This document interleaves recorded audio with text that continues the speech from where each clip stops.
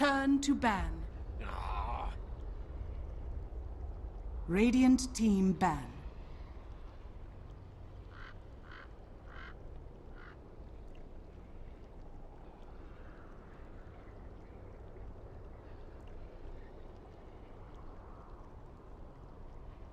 Ten seconds remaining. 5 seconds remaining. Reserve time. Seen that one coming. Team Empire's turn to ban.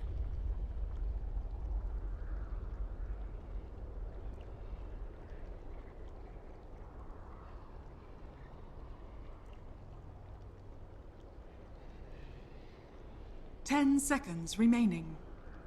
Hello everybody and welcome to WePlay Season 3. We've got Team Empire versus Tornado.RoX. I'm Llama Down Under, joined by Mark Pax.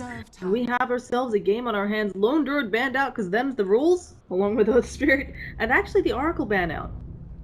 Yeah, it's something we see from both these teams quite a bit, prioritizing that Oracle. Kind of the same thing with Hellraisers as well, just not something they want to deal with. Kind of takes the place of the Vengeful Spirit for a lot of other teams, but Chen left in the pool, which means Enchantress is left in the pool, so we might be seeing like a 4-role Funnick Enchantress here, and that's great, because that really is what Empire love to do. They love, talked about it just last game as well, because it fit into that draft, but they love splitting the farm between Funnick and Havos, and it's by far the thing that like differentiates them from a lot of other teams right now, is just how close you'll see their farm. You'll often see like a Funnick Disruptor that gets his eggs, like a big item pickup before Havos even gets in towards his own big item pickup on like a Faceless Void or something like that. So plenty of options still left open here in the pool, obviously, with the Enchantress, the Void, the Invoker now picked up here as well, and then still the Vengeful Spirit as well for Tornado.RoX. So very open pool.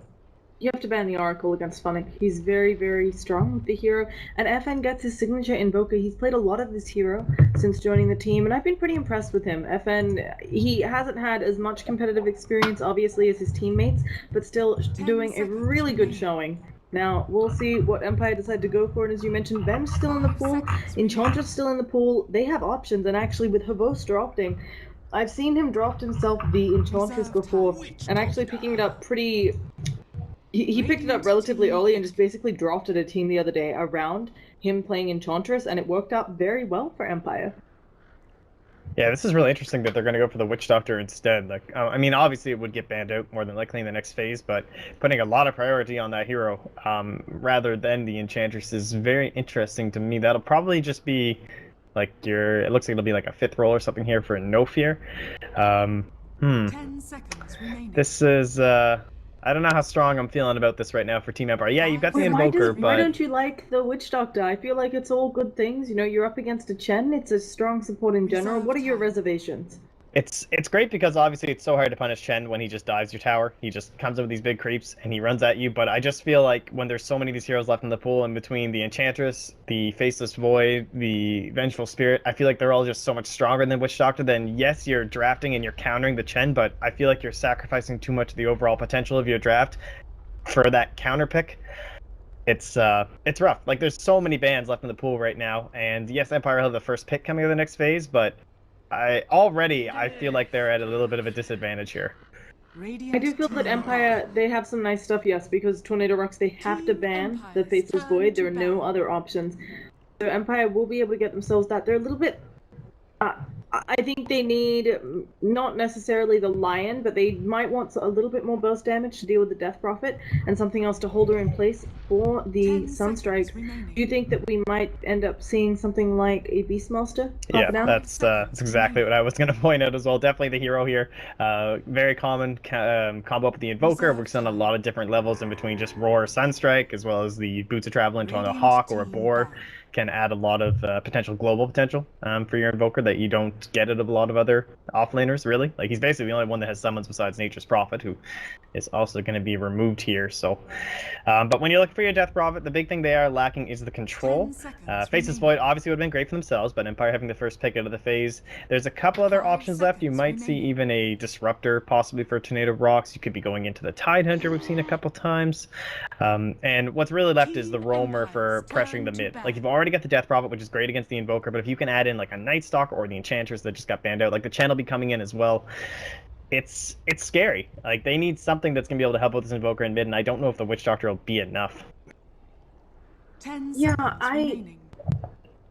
I don't think it's I'm sorry, what is it? 5 seconds We'll remaining. see. It's someone who does sometimes have trouble, you know, if there's a gank coming, Witch Doctor might not be the easiest to rotate in and save lives, but Invoker has some options. Team I Empires turn will to find out top. whether Chen will bring Dust early to lane, or whether Invoker will even pick points up in that Wex, because actually something we've seen a couple of teams ignore is getting that Wex, opting just for Max, Quas, and Exhort. But Enchantress gonna be banned out. Tornado.RoX have done their homework. I have to imagine these teams scrim a crap ton as well. So I wouldn't be surprised if they kind of know each other's strats, and also the Dazzle ban out, making sure Death Prophet doesn't get extra 10 fun seconds time in that remaining. exorcism. Oh, well, that's looking good then. Radiant Pick team themselves up the Gyrocopter, so a classic Empire pickup. You know, no silent anymore, but it's okay. They'll still take it. And that'll be heading up there. That'll be Aloha Dance, of course. So many role swaps they've had lately. Obviously losing on a Resolution, but then moving into the offlane Havost, who has been drafting, as you mentioned, like quite a bit recently. Tending to leave. He's kind of like the opposite of ROTK. Like ROTK, usually he'll just pick up his hero up like right at the start of the draft, and in that way he kind of allows the enemy team to counter up against himself. Whereas Havost is on the opposite end, where he waits for that last pick offlaner, and typically that means that you feel like you can have a big impact on the game, right? In one sense, yes, you're putting the higher priority heroes onto your other cores, but you're also leaving less potential of a counter against yourself. So trying to guarantee your offlane a better laning stage so that he can come online earlier.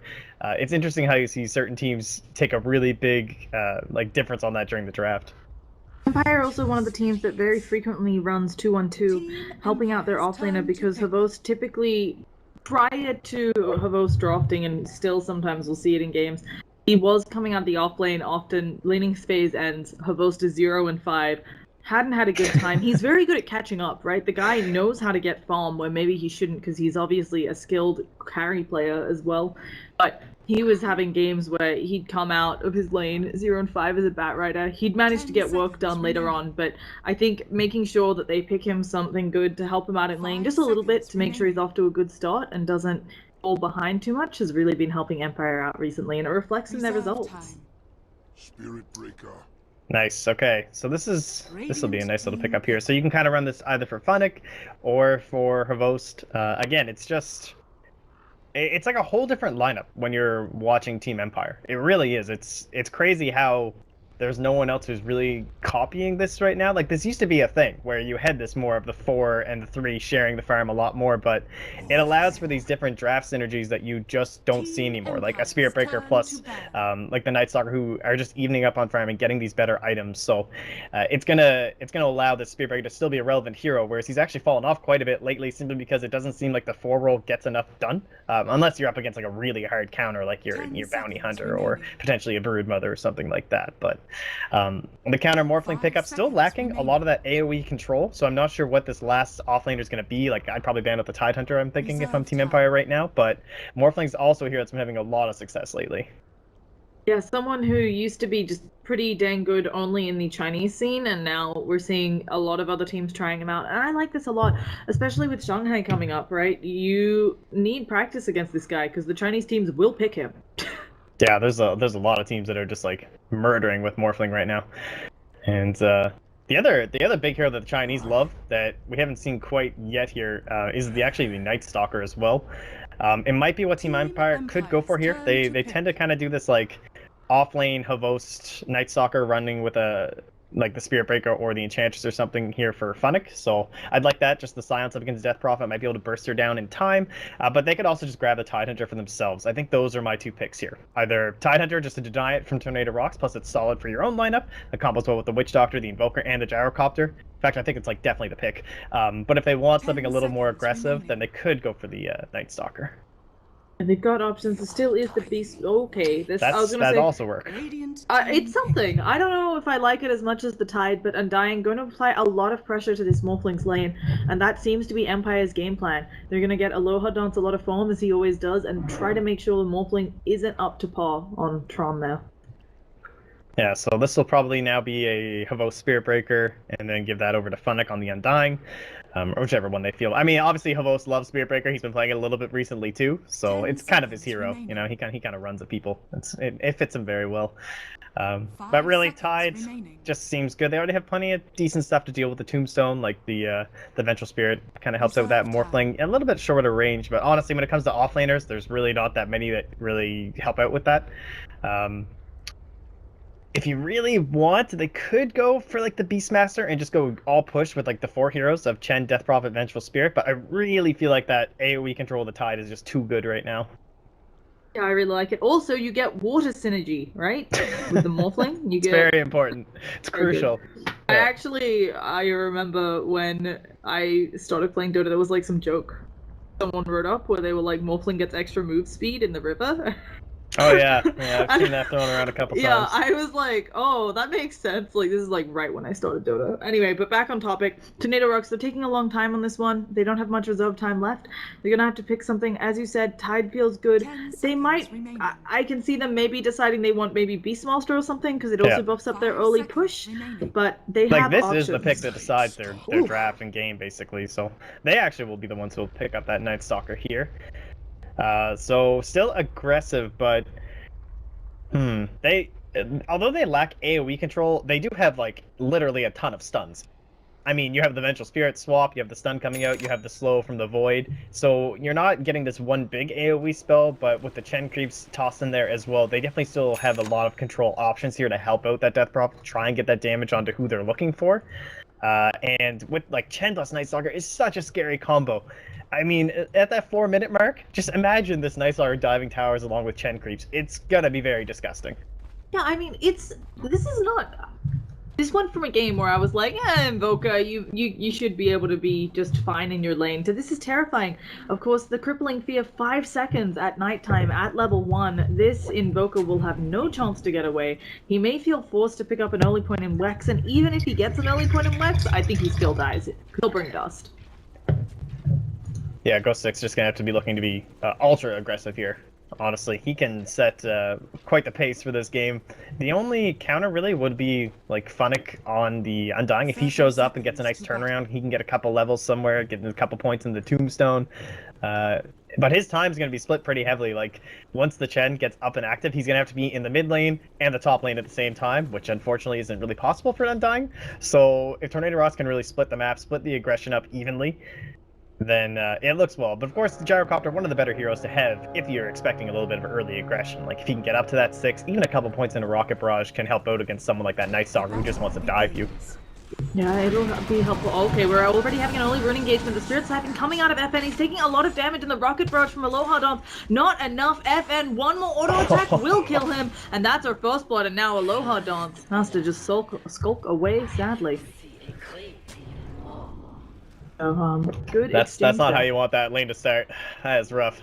Ironically, though, obviously, getting the first blood less valuable than the bounty rune technically, because this Death Prophet is going to be disadvantaged with experience, but of course you'll have this lane experience now, because the Invoker, nobody gave him a TP. Okay. That sucks. Never mind. I was going to say they should be about even when he comes up, but never mind. Eat my words. That is really strange, actually. I'm not sure what's up with that. At least the Salve is just chilling here on the courier waiting in the trees. And also, maybe the Witch Doctor getting some early levels, you know, he'll hit level 2 a lot faster, have a lot more utility up earlier in the game. So, looking at that bottom lane, they've already got the Morphling, maybe not in the best of positions. How do you think this lane's gonna go? Because they are looking like Tornado.RoX keeping the Chen very nearby.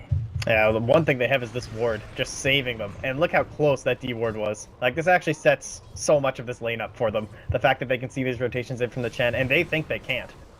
Okay, Havost gonna just go get some extra experience off in the side. Funnick is there, still only level 1, just has decay. Quite a ways from level 2, and he is taking a lot of damage suddenly. Yeah, from the bird, it's gonna be having a tornado right on his head. So Funnick takes a lot of harass, gonna back on up, but he has 2 mangoes, so regen up the wazoo. And FN needs to be very careful here. He's getting incredibly low. He is solidly losing this lane. Yeah, I mean, this lane's already hard, but if you don't have a rotation in as the Invoker, I don't even know what you do. He has to take the early point to Wex, even if It does end up going for like the Sunstrike because yeah, that was quite the play.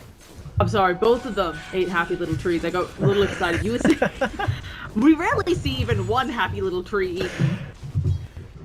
I'm just not gonna hurt FN. He can't even trade harass here. Oh, top lane, they might have Ghost Stick here. That Maledict. Okay. He's taking quite a bit of damage. It is just level 1 Maledict. They need some more auto attacks. We'll see if this makes him pop, but it's looking like he should just walk away. 20 HP, and now in mid, they have rotated Funnick in to help out with FN. Although, not going to do too much to the Death Prophet. Who gets an Arcane Rune. Game plans here. For Empire, it does look like they have a bit more sit back and farm than Tornado.RoX. But up against the Morphling, can they afford to do that? There's definitely like this one really sweet window. It'll be like in between exorcisms and before Tron has any sort of a really major item coming up here, where you're going to see a pretty big advantage, I think, for Empire. It really depends on this Invoker, though. Like, if he just keeps getting shut down in mid, like, when does your window ever arrive here? It does look like he's actually going for the full Qualifier as well, which is, man, I don't even know the last time we hit a Qualifier Invoker. Yeah, it's really unpopular. I think Empire understanding that the pressure is going to be coming to them soon, but right now Funnick in a lot of trouble, taking the slow. There's the Hadoken, and he's brought down by a waveform. Well played there from Tron, accelerating his farm, and a pause comes out. Yeah, I don't know. This is just like, you base your entire draft around grabbing the Witch Doctor, but then you don't have any way to really, like, they don't have the AoE control to make the Death Ward work and that sort of a synergy. And then he hasn't even been faced up against the Chen in the first, like, 4 minutes. Just Chen putting his pressure on the bottom lane instead. It's obviously going well. They just got the pick off on Funnick. They've completely zoned out Havost, who has his Iron Talon on a Spirit Breaker. Not exactly the dream here. You know, has to get up to his own level 4. And that's going to be the deciding time, honestly. It's going to be the Night Stalker versus the Spirit Breaker. Who can apply more pressure and get more kills for their team from the 4 to 8 minute mark? Yeah, I mean, we're only 3.5 minutes in, but already a 1.5k gold lead for Tornado.RoX. It's not a great sign. Obviously, there's still a lot that can happen. We're very early in. They just need one good team fight. I'm really surprised, though, that FN went this Qualifier build. I'm trying to figure out where they're planning on applying pressure with this, because you have to force fights. Yeah, I think the issue is that they went for the Funnick pick instead. So we were talking about like AoE control, Tidehunter, and then that comes out and you're like, oh, okay, well, we're going to just have like a Hobo Spirit Breaker. And that's kind of why maybe they feel like they have to go into this. Not only because the pressure that he's obviously facing mid in terms of like dives that are coming in from the Chen and the Night Stalker, or what you would assume would be coming at this point, but they need that AoE control. They need some way, like if they can get the EMP off on the Death Prophet, obviously like the dream, going to be hard because you can assume he's going to be building into that Yule Scepter. It really just comes down to Aloha Dance, I guess, then, because now you're committing your Invoker not into this damage and split push build of the Exort, where you're getting your Blink, your Bots, your Aghanim Scepter. It's going to be on the back of No Fear and Aloha Dance, honestly. Death Wards and Calldowns and Flat Cannons, and it has to be set up by Havost and FN the whole way through. Interestingly, are they holding a ward? No, I did not see where Empire got the D ward out, but there is only one ward up right now for Tornado.RoX. Also possible, I guess, that they didn't buy. Yeah, they still have one in stock. This is really unusual that they didn't buy out both of their wards at level 1. I'm not sure what happened there. Maybe something to do with that. Unless maybe the Sentry Ward bottom caught one of them. Oh, it didn't. No, you can that check couldn't their be it. Just check the cooldown. They still have a ward up on Tornado.RoX. It shouldn't be off the cooldown yet. Yeah, because there would be. So. But yeah, they did not, and there were no sentries about. So yeah, interesting stuff. But either way, not a smoke. I was gonna say smoke rotation because it looked like one, but just a normal rotation coming out. There was an EMP. It sounds like in mid, didn't do too much. Good Siphon now going out on FN. The support rotation will not be there in time, but FN already taking a lot of damage. And with 2 points up in Swarm, this could be an easy kill if the supports can just get there. What are they doing, lollygagging in the jungle here? They're just farming together. Never mind. There we go. There is finally the smoke coming out from RN, MN, and y'all. I was wondering for a second. Now they only have the sentry though, so if they did want to go on FN, a little bit risky. But now we're coming top. All right, Witch Doctor, this is your time to shine. No fear. Time to make these Witch Doctor plays. Going for the 2 points in the Maledict. And has it been working here? Not really. Ghost Stick still level 5. Typically, if you're committing to the Maledict, it's because you're expecting you can actually zone out this offlaner, but Ghostic now with the nighttime, this is it. This is exactly what we talked about. This 4-minute mark, what can they get done? Aloha Dawn's only level 4, so there will be no cooldown for this engagement. And as you said, this is really scary if you were the lineup of Empire. They know, though. Like, this ward down here is just showing that there's no supports here. They should be fully aware. Oh gosh, it doesn't matter if they know the stun coming around from the side and the Hadoken helping out. Now Ghostic, oh, the beautiful coconut bounces. Nopia, I don't know if he knows that he's down. He knows. He knows it all. Ghostic gonna take some tower hits, but the Maledict damage not enough. And goodbye to Nopia. Tries to stay alive with a Fairy Fire. Both does have a charge coming in. He's trying to go for it, but he's not gonna get it off before the Chen send back. And that'll be that. 2 nice quick pickups for Tornado.RoX, and still Empire not on the board. High speed chase. Ends in the criminal gets away there. So they make their dive, get the double kill, get out scot-free. Now up 4-0 on the side of Tornado.RoX. I really like their play though, right? The rotation seemed very on point. Mid, hard to get a kill against the Tornado coming out from Invoker and the possible Ghost Walk. It's surprising me that they don't have any sort of wards. Now, obviously, with the smoke, you won't spot those things out anyway, but you got to know that this is coming. Like, we both talked about it. And you can even see that they had the D ward ready up here, because they know that there should be observers here trying to pick the Aloha Dance. Aloha Dance gets caught out again by RNM, who's eating this cute little paw through the trees, and it is doing mad work. Another kill on that gyrocopter, and he's starting to fall behind because of it. Dire's top tower is under attack. Yeah, this is just brutal. Like, they just do not have the counter initiation for this. Funnick doesn't have enough levels to TP in quite yet. He's got the 3 points. Maybe he does have enough, but again, now they're just going to lose no fear. Yeah, there's nothing he can do. He gets some nice coconut bounces. It is not enough. They're trying to apply some aggression onto the bottom lane, but Tron is morphing strength. Probos gets the secondary bash. There's a waveform coming out, and they cannot follow. A nice attempt there by Empire, but just not enough. All the meanwhile, Death Prophet's just doing her thing. Got the 3 points up in the Crypt Swarm, 3 points up in the Spirit side. We haven't even talked about the fact that she obviously has a silence. It's something that I know often I find just goes totally unnoticed with Death Prophet because it's everything else about her, but it's going to be really great for these team fights up against the Undying. It's kind of like the new time dilation for Faceless Void and how disgusting it is up against the Undying. It's kind of the same with the silence, right? Like if you can just silence him for a duration. Aloha Dance, again, man, they are just butchering him. Yeah, there's going to be support this time. Funnick coming in, managed to skip the heal up for Aloha Dance. A long range call. I do not think it'll bounce back to Ghostic though. So this will just be a rotation to save their gyrocopter, but that seems good enough at this point. Yeah, like, kind of both sides a little bit happy there. In one sense, you save your gyrocopter, but again, like, they understand that with this Quaswex Invoker, it's all on Aloha Dance. So just keep shutting him down, keep eliminating any chance of farm that he can have, and anytime that this ward's coming out for your team at the 7-minute mark, you know you're in some trouble. So like, they're just being pressured from all sides. Benj looking to set something up on the mid lane. Benj, oh gosh, FN should have seen this. There's a ward. Oh, never mind. That's the opponent's ward. FN in a lot of trouble here. He's gonna try to throw out the tornado. No mana. Goes walk, no mana, and he goes down. And his support's unable to rotate in time. He did have a ward up there. The charge cancelled by Havost and 5 mana. That's he rough. actually could see that. He could see. I thought he could see that with this ward, but maybe a stun out onto Havost and we'll be able to walk it off. How do they stop the push here for Empire? Because that's the immediate concern, right? Oh gosh, no. The immediate concern is Aloha Dance going down again to Ghostic, who has super speed, haste, and his passive, and now the Exorcism is out. They can't even contest his Venge, just standing up on their high ground.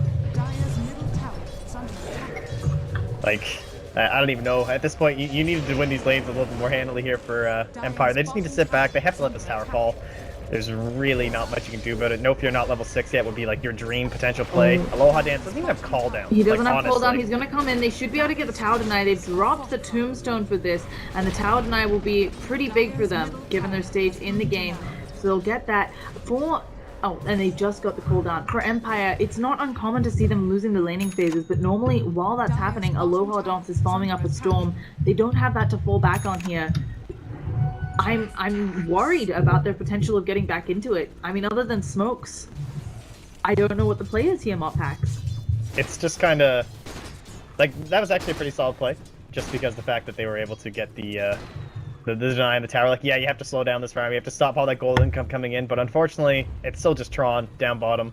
Farming away, hasn't had to do anything this game. Just chilling at 55 last hits. Impressive that Aloha Dance honestly is even at 49, considering all the pressure. So here we go. This is your smoke play. It looks like they might not get anything though. They're gonna go on the DP. I think this is not Oh, a bad nice. choice. They're gonna go. Oh, okay, never mind. It all gets broken. They did not go. Tier 1 tower where a lot of folks could rotate in. I was gonna say I'm really glad they didn't go for the morph lane because right now it doesn't feel like they have any sort of lockdown for him. But Death Prophet, they're not gonna get this either. And that's they only have one more smoke for the next 7 minutes or so.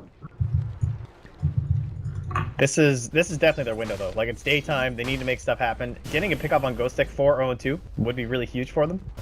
It might end up just being poor RMN though. Ghost Stick's just gonna lead them right to him, and he'll just pop nighttime and run away. Probably will. The charge coming out from Havost. Havost also not level 6. They're going now onto RNM. The cooldown should hit on at least one. They've gotten the bench. Black Cannon's coming out. She isn't hit by the second thing. The coconuts do end up landing. Nighttime is popped. So support rotations aren't coming out. Tornado does hit an Empire feeling forced backward. They can't see if TPs have come out. And they don't even get the Venge. Yeah, I actually like the fact that no one from RoX rotated as well, because Tron's just fully farming away. There's not even a creep wave there currently for Empire, so like they can't even push into the tower. And you pop nighttime just to ensure the escape of your Vengeful Spirit, just to reduce their vision, but just a nice little fight. Look at the pressure they're getting down bottom with Exorcism. And as soon as this tower's down, that just opens up Roshan. Slap that on top of your, your Morphling, more than likely. And I don't know what you can do here. Empire's 7.5k net worth ahead, behind. There aren't a lot of options. We're going to be seeing another attempted gank, and Havost goes down. I just don't know where to make this space, and let alone space. They don't have 6 still on the Witch Doctor. They only just got it on Havost, trying to make something happen with it, but no such luck. And Aloha Dance, not even drums, 12 minutes in. Yeah, he's probably going to have to go for something along those lines as well. Just like the tank up item's not really much choice. Possibly even just a really early BKB. It hurts because it affects your damage so much, but it's definitely what's killing them right now. But even then, like, then you have to deal with Exorcism. It just doesn't seem like they have a lot of options. It's like, I don't know. They need the pickoffs, but they don't really have the spells to bring down Tron. I'm not sure. Like, maybe if you get a lot of really lucky bashes, there could be something. Again, now it's nighttime though. Yeah, they're gonna have a charge coming out. They do get the tornado. The EMP should hit as well. Cooldown, but the heal, the hand of God, the Spirit's Life, and doing too much. And now support rotations coming in. The charge gonna come on through. They finally get someone in the Death Prophet. Aloha Dawn's in a lot of trouble. They're going on Yol. They do have own charges out. They need one more hit. They managed to get it, but it looks like Havost will pay with his life. And Funnick now in the danger zone as well. He soul rips up, but the net comes out from the Chen creeps, and Funnick going down. They are still chasing. Can they find I anybody love this else? Ghost Stick. He wants more. He does. He's going to get Aloha Dance. Oh, the swap revenge to get the stun! Oh, man, I was just about to say that that's a level 1 swap. He's not catching anyone, but you don't need to catch people when you got Ghost Stick on your side. Running up in their faces. Still, a great exchange for Empire, but they lost Aloha Dance again. Damn. Alright, man. Throwing out the flashy plays. I love it. That Aether Lens, too good, man. This item is just It already has an Aether Lens on the bench. Like, that's what is almost part of what's so scary is Empire's deficit, but obviously the Venge already having an Aether Lens, their Night Stalker halfway to an Aghanims, 3/4 of the way to an Aghanims, without going for a Midas. This is gonna be a, like, 15-minute Aghanims at this rate. Whew. It looks like it'll be a Sange here, trying to tank up here from Aloha Dance. That's, probably pretty much one of your only choices, honestly. Their high ground defense from Empire is really good. As I imagine that's going to be happening soon, when push comes to shove with defending their tier 3s, they do have a lot of options. Nighttime pop during nighttime? I heard that right? I mean, it does give reduced ward vision, yes.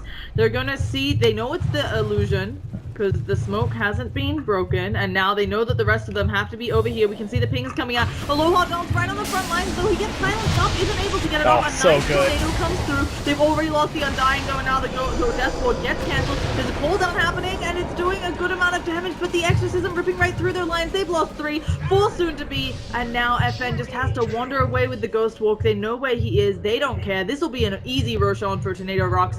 8 are stomping. That fight actually could have went Empire's way if they got the Tornado. I think that's definitely the priority. If they got the Tombstones. It's definitely the priority to silence up Funnick and get the kill on top of him, because Tombstone, it's, you just level it up to max early on as you're Undying. This is when it offers the most value in the entire game. you're going to be able to bounce them up every single time. Nice little play there by Ghostic. There's really no chance of them winning that engagement. We haven't looked at it, but this Morphling already has a Lincoln Sphere. We haven't talked about it much because he normally takes quite a bit of time to get online, but he is pretty much ready to go already, and it's just going to get scarier as he works towards that shotgun. Yeah, he's 3,700 net worth above his counterpart, the Gyrocopter, so you could say that he's having himself a pretty good game, I think. You know, I think he's having some fun, enjoying himself here. He's got the backup of his Hand of God, he's got the Vengeful Spear from RMN just chilling around here with his treads and Aether Lens now. And Aloha Dance just so desperate to farm. And look at Ghostic, he's like, oh, did you want to farm? Is that what you wanted up here? Because I can just come hang out. Like, you can just force away the TP even, honestly. There's 0 kill potential once he sees Aloha Dance. And he shouldn't be allowed to be up here. 10k plus net worth lead for Tornado.RoX. I think Empire, they need a mistake from their opponents at this point. A series of mistakes. Yeah, it's basically going to have to be like massive tombstone engagements where you just kind of get that humongous swarm of zombies and there's like nothing you can do. That's pretty much their one hope. There's Tornado. This would be a big. Oh no, it's too much. Too fast, man. I mean, this hero. It's a Night Stalker. At nighttime, you're gonna have trouble catching that hero, and in the meantime, in bottom lane, Habo's taking a lot of damage. Adaptive Strike comes out. There's another waveform in 3 seconds. Habo's managing to juke into the trees. Tron thinking about going for it, but no TP rotations. The entirety of Empire are looking for that tier 1 on top lane.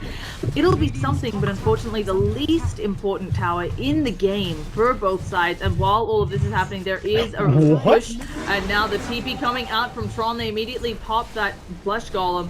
They're gonna make an illusion of it, and Invoker, not much he can do here. There's still folks pushing this mid tower. Death Prophet already gets it. Havost has a charge at the ready, but Exorcism was not spent for this push. And now up top, we still have a swap onto Funnick. Funnick going down, drops the Tombstone, just gonna feed them more gold, and Havost forced to stop his charge. Alright, thanks for the Aghanim Scepter, says Ghostic. Yep, there it is, 17 minutes. Bank. Oh, suddenly this gets even scarier. When it's nighttime, there's going to be so much vision on this Night Stalker.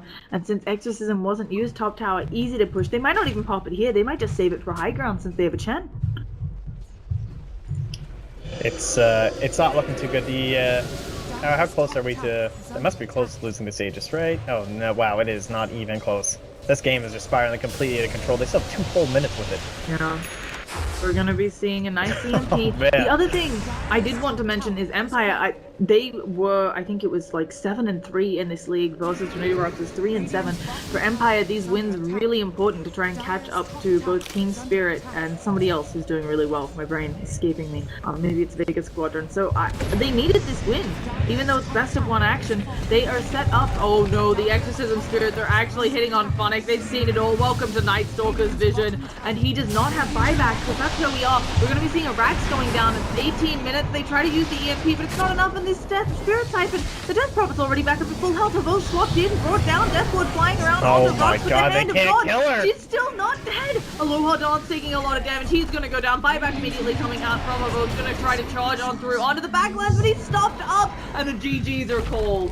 21-3, 18 minutes in. Wow, we short game state. I mean, I stand by it. I think the draft just did not work for Empire. Like that early Witch Doctor pick when there's so many other heroes left in the pool, letting the Vengeful Spirit slip into the second phase and giving that away.